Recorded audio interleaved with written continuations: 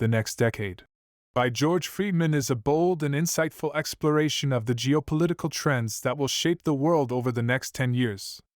As the founder of Stratfor, a leading global intelligence firm, Friedman uses his deep understanding of geopolitics, history, and strategy to forecast the critical challenges and shifts that nations, particularly the United States, will face in the coming decade. This book provides a framework for understanding how power will shift, how governments will adapt, and how global events will affect the balance of power. In this detailed summary, we will dive into the core concepts of the book, breaking them down to offer you a comprehensive guide to its key lessons. The centrality of American power. One of the central arguments in The Next Decade is that the United States will continue to be the world's dominant superpower. However, the way it exercises that power will need to evolve. Friedman argues that the U.S. faces the challenge of managing its immense global influence without overextending itself militarily or economically. In the past, the U.S. has often taken an interventionist approach, engaging in conflicts in the Middle East, Central Asia, and elsewhere.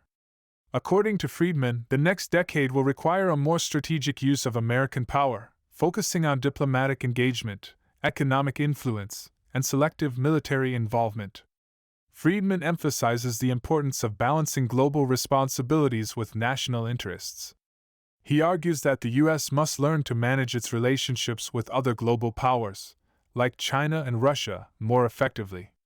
For example, while China may be rising economically, it is also facing internal challenges, such as demographic shifts and political instability, which will affect its ability to challenge U.S. dominance directly. The key for the U.S. will be to maintain its influence without becoming entangled in unnecessary conflicts or overextending its resources. The role of regional powers. In the next decade, regional powers will play a more prominent role in global affairs. Friedman identifies countries like Turkey, Brazil, and Japan as emerging powers that will assert themselves in their respective regions. These countries are positioned to take advantage of global shifts in economic and political power, but they will also face their own internal challenges. For instance, Turkey, positioned at the crossroads of Europe and the Middle East, is likely to become a dominant player in both regions. Its unique geographical location gives it strategic advantages, and it has the potential to mediate conflicts between Europe and the Middle East. However, Turkey also faces political and cultural tensions that could undermine its regional ambitions if not managed carefully. Similarly, Brazil is positioned to become a leading power in Latin America, with its growing economy and natural resources. Yet, it must overcome domestic challenges, such as corruption and economic inequality, to fully realize its potential. Japan, on the other hand, must navigate its relationship with China and the U.S. while managing its aging population and economic stagnation. The evolution of American foreign policy. Friedman argues that U.S. foreign policy must undergo a transformation in the next decade to ensure that it remains the dominant global power. In the past, the U.S. has often acted as the world's policeman, intervening in conflicts and shaping the global order. However, Friedman suggests that the U.S. must adopt a more pragmatic approach in the coming years. This means focusing on strategic partnerships rather than unilateral action.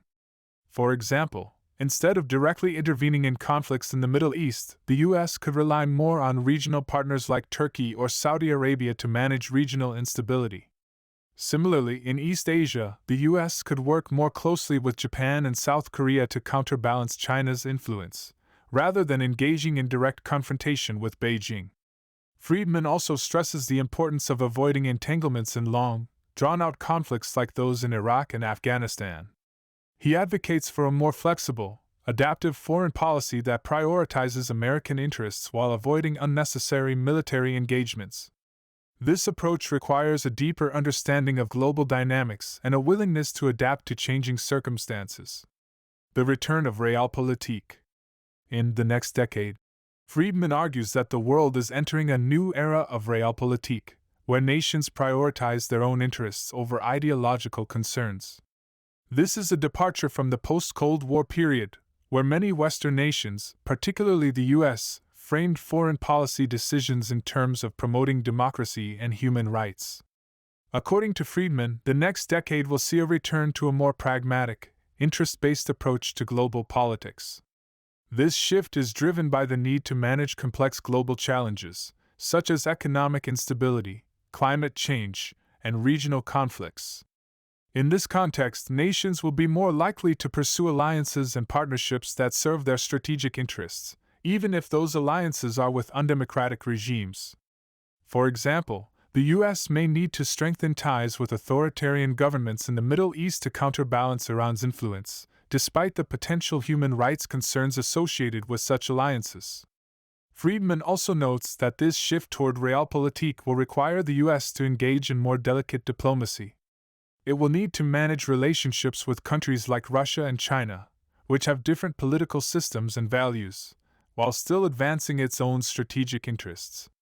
This will require a more nuanced approach to diplomacy, one that prioritizes long-term stability and security over short-term ideological victories. The Middle East and the rise of Islamic powers. The Middle East will continue to be a critical region in global politics over the next decade, and Friedman argues that the region is undergoing a profound transformation. He predicts the rise of Islamic powers, which will challenge both Western influence and traditional power structures in the region. Countries like Iran and Saudi Arabia will play a central role in shaping the future of the Middle East. Friedman emphasizes that the U.S. must approach the Middle East with caution, avoiding the temptation to become too deeply involved in the region's internal conflicts. He argues that the U.S. should focus on maintaining a balance of power in the region, rather than trying to impose its own solutions on deeply entrenched political and religious divisions. At the same time, Friedman suggests that the U.S. should be prepared for the possibility that the Middle East will remain unstable for the foreseeable future. The region's deep-seated religious, ethnic, and political conflicts are unlikely to be resolved in the next decade, and the U.S. will need to manage its involvement in the region carefully to avoid becoming mired in another protracted conflict. The economic challenge. Economic power will be a key determinant of global influence in the next decade. Friedman argues that the U.S. remains economically dominant, but it will face significant challenges, including rising debt, economic inequality, and the need for innovation. To maintain its position, the U.S. must invest in new technologies, infrastructure, and education to ensure that its economy remains competitive on the global stage. China, while a rising economic power, will face its own set of economic challenges. Friedman points out that China's rapid growth has been fueled by an export-driven model that may not be sustainable in the long term.